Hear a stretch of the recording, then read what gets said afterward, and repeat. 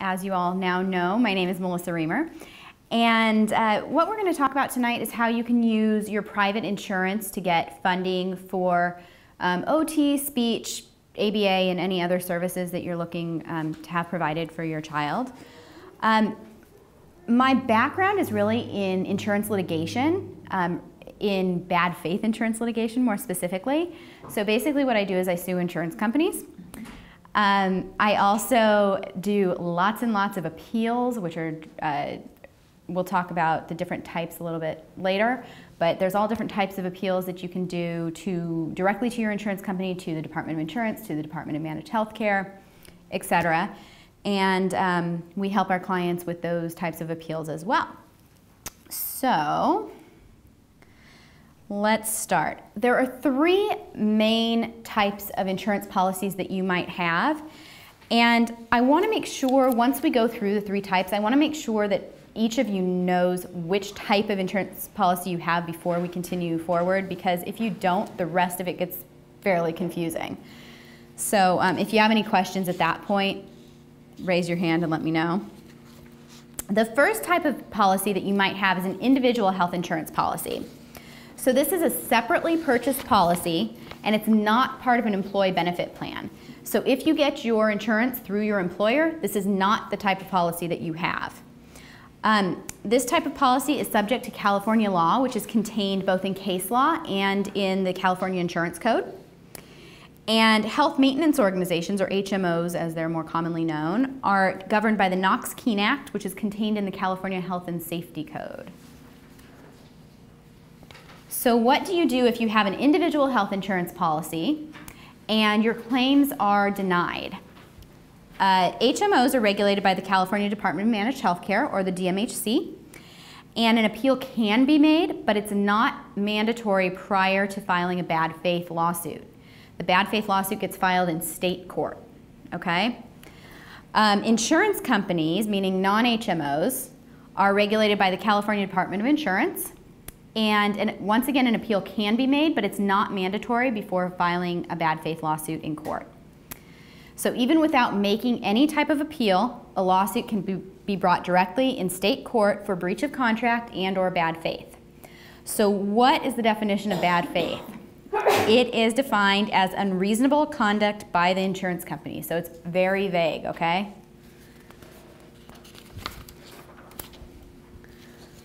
Your recovery under a bad faith or breach of contract lawsuit can include damages for breach of contract, emotional distress, punitive damages, and attorney's fees. And because I always get asked this question about punitive damages can be 9 times the contract damages. The contract damages are what are the damages actually owed to you under the policy. So if the insurance company owes you $1,000 of reimbursement for speech therapy, for instance, then you can get up to $9,000 in punitive damages, okay? This type of litigation, meaning litigation as a result of an individual insurance policy, is often handled on a contingency fee basis by attorneys, which means there's no upfront cost to the client. Basically, the attorneys take a percentage of the judgment or the settlement. And that's the way that the attorneys get paid, but there's no upfront cost to the client. The second type of policy that you might have is an ERISA policy. ERISA stands for Employee Retirement Income Security Act of 1974. The name of it has very little to do with what we're actually going to be talking about tonight. This is the type of policy that you have generally if you have your policy as part of an employee benefit plan. ERISA was enacted to protect the interests of employees covered under employee benefit plans, and it preempts state law, which means ultimately if you get to the point of filing an ERISA lawsuit, it ends up in federal court, not in state court.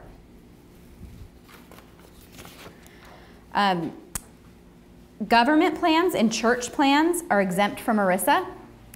This includes public school teachers. So if you think your policy is if your policy is an ERISA policy, but you're a government employee, your policy is essentially treated like it's an individual policy, if that makes sense. So you can you don't have to go through an ERISA appeal process, which we'll talk about in a minute.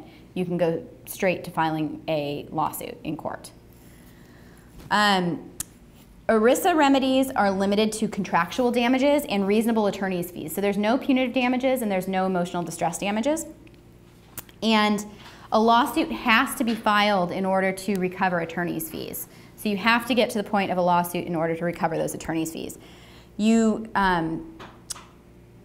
To get to the point of filing a lawsuit, there's a mandatory appeal process. And what's so critical about that is this mandatory appeal has to be filed within 180 days of receiving your denial on the claim. So the denial runs from the date of the denial letter, or excuse me, the 180 days runs from the date of the denial letter. The denial letter will state your ERISA rights in that letter. So when you receive a letter from your insurance company that says, we won't pay for your 20 hours of ABA per week because, and there will be a reason, and it's oftentimes they state the language in the policy, which is the reason why they won't provide coverage. And then at the bottom it will say your policy is governed by ERISA and here are your ERISA rights. And part of that language states that you have 180 days in which to file an appeal. If you don't file that appeal within 180 days, you lose all of your rights for any future litigation. So you have to file that appeal if you have any intention of filing a lawsuit later. So what's necessary when filing an ERISA appeal? And why do you need an attorney in order to do it? The first thing that we do is we make a written demand to the insurance company for the administrative record or the claim file. Those terms are interchangeable. And what it is the claim file is the entire file that the insurance company has on you and your family. So it would include every claim that you've ever filed with them, every piece of correspondence that you've ever sent to them, every piece of correspondence they've ever sent to you. It will include notes of phone calls that you've made to them, any message that they've ever left for you on your phone. It should include notes of that, that message being left, time, date, etc. It will include any time that they've talked to a doctor about you or your family. It will include all of those notes. It can include medical records. It can be anywhere from 10 pages to 10,000 pages. So it depends how much history you have with that particular insurance company, but everything's included in that. And what's so important about that is that we take a look to make sure that they've done their due diligence prior to denying a claim. And we also want to make sure that they're not taking out any part of that claim file that they shouldn't be taking out of it, because you receive this entire document and you need to know what you've sent to them. So that's why it's so important that you keep track of who you talk to, when you talk to them, what you've sent. If you've sent things via fax, then you need a fax confirmation sheet or something that shows that, because if you can prove that you sent something and it's not in that claim file, then guess what? They're taking things out of that claim file, and that is very helpful to us in any type of lawsuit. Also, if your ERISA appeal is denied and you choose to file an ERISA lawsuit at that point, then the only things that get shown to the judge are the claim file and the ERISA appeal itself.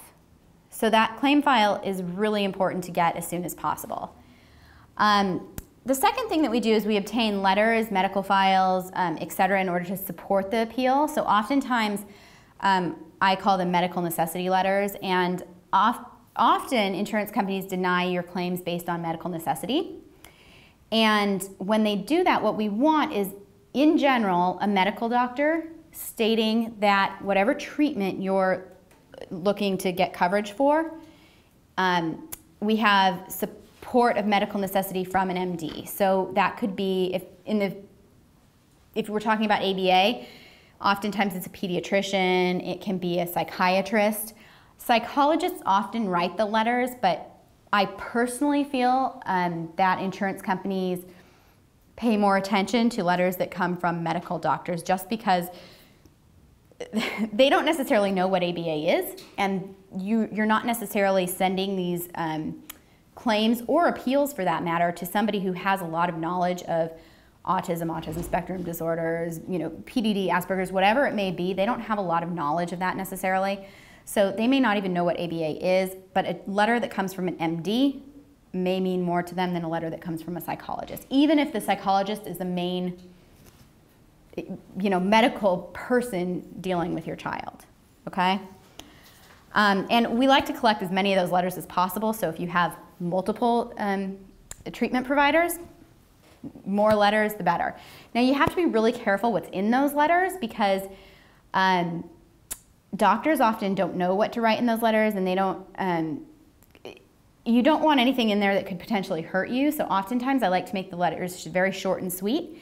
And if you can provide a sample letter to the doctor that says, here, can you put this on your letterhead and sign it for me? Oftentimes they will, or they'll fill in, you know, an extra couple sentences, or they'll change something little.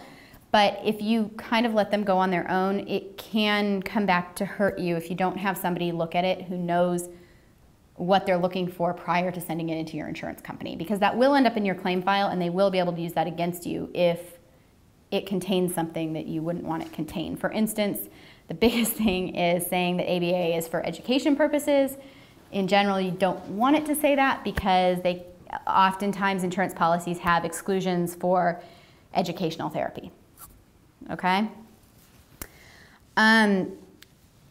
So I talked to you about, once we review the claim file, a little bit of what we're looking for, but in more detail, we want to make sure that that the claim file contains the medical records, that the company can obtain the correct medical records prior to denying your claims. We want to make sure that they talked to the care providers. We want to make sure there was a full and fair review of the claim prior to denying it. If the answer to any of those questions is no, that gives us a leg to stand on in the appeal process. So,